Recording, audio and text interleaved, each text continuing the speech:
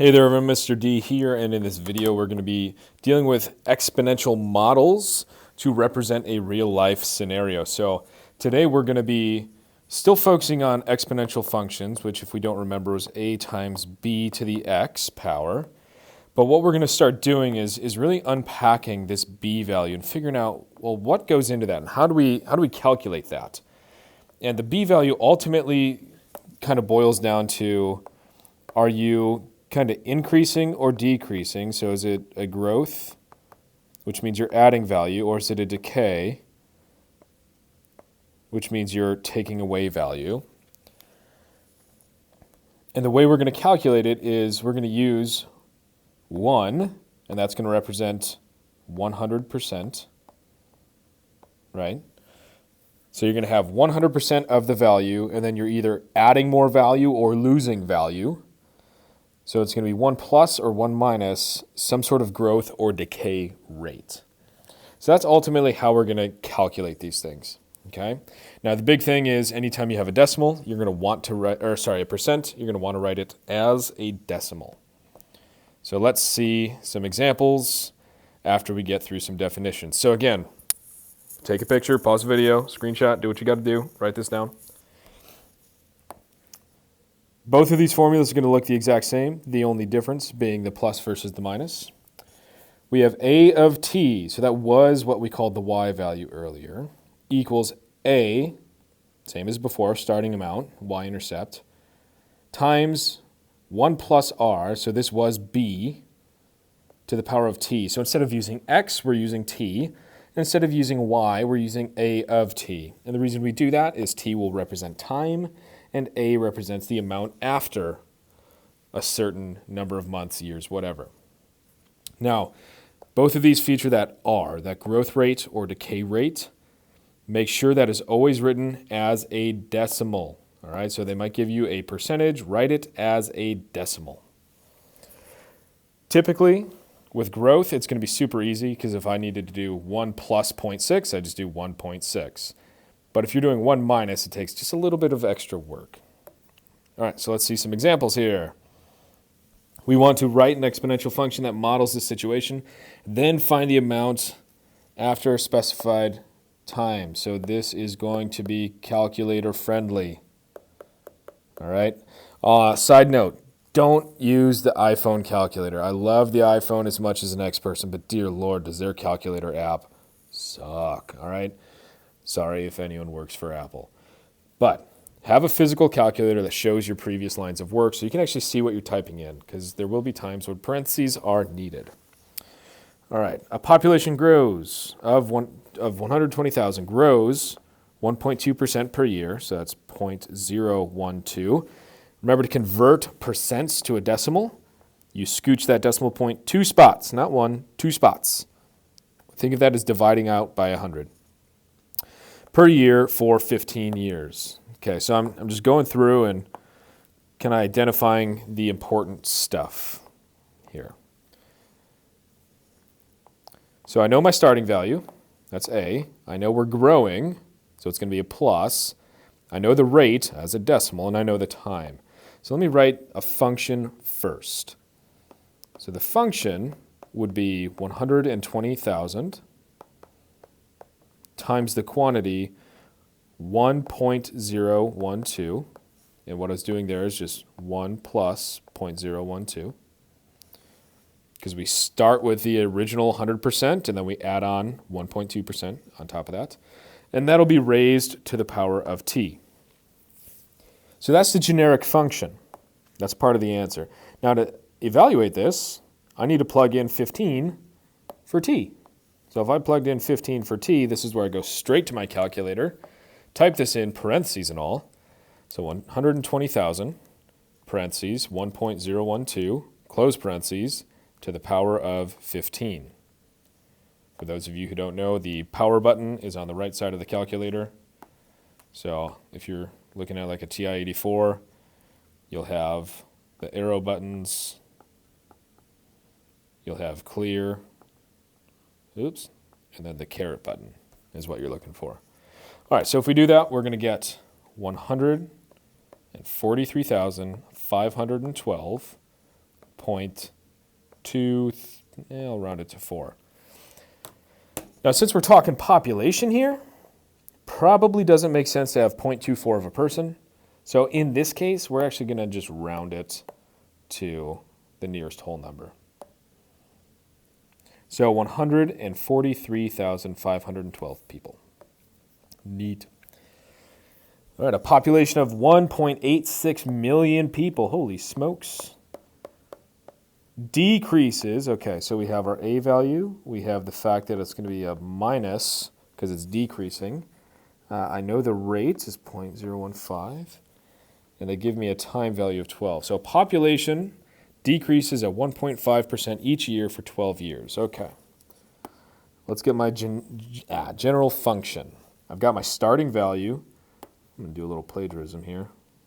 Don't feel like writing all those numbers out. Times the quantity. Well, if I did 1 minus 0.015, 1 minus 0.015, I'm going to get 0.985.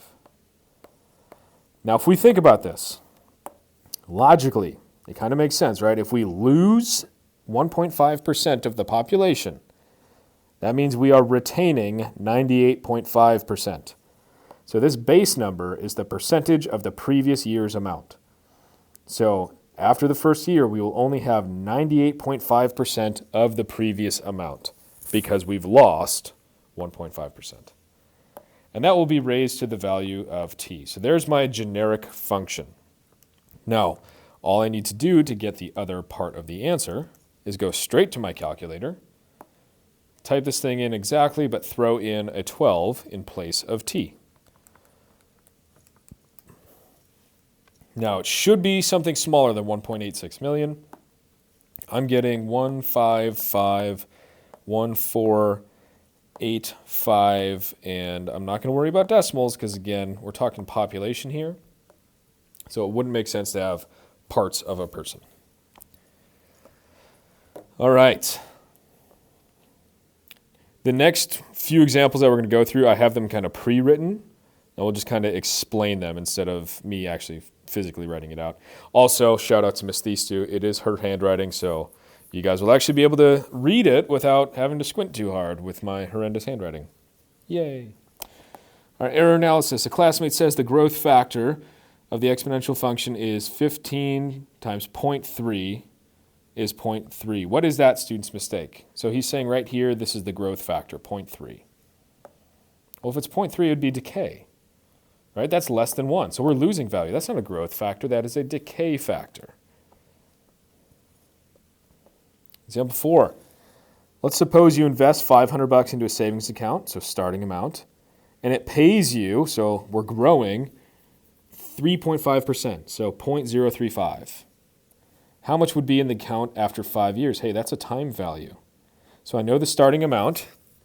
I know the growth rate, right? And then all I have to do is just plug in 5 for t, go straight to my calculator to get my answer.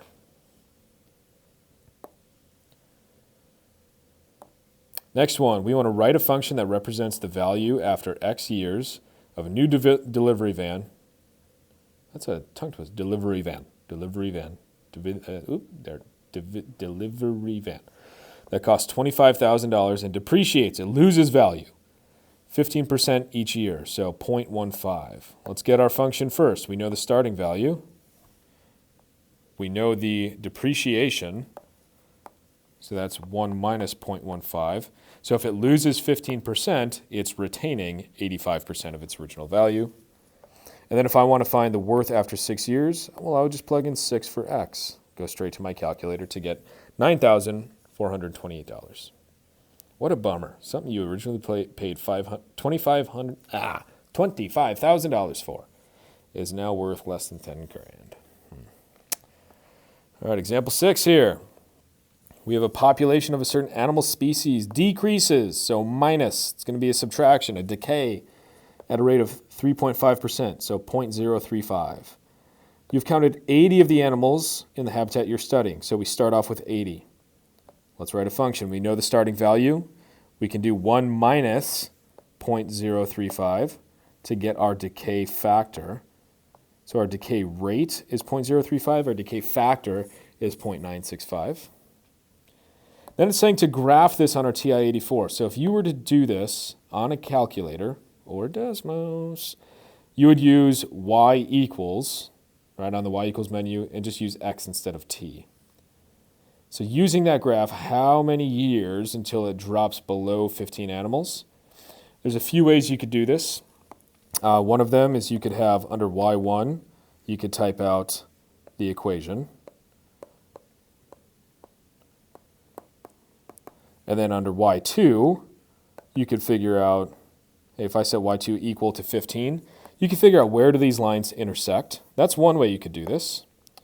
The other way you could do it is by plugging in this function into your y1 option, and then going to your table and figuring out when does the y value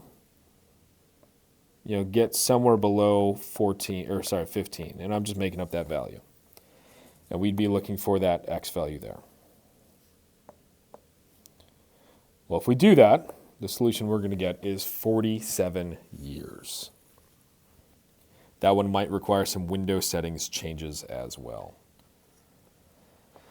All right, example 7, last one. The initial value of the car, starting value, A. After 1 year, the value of the car is now $20,000.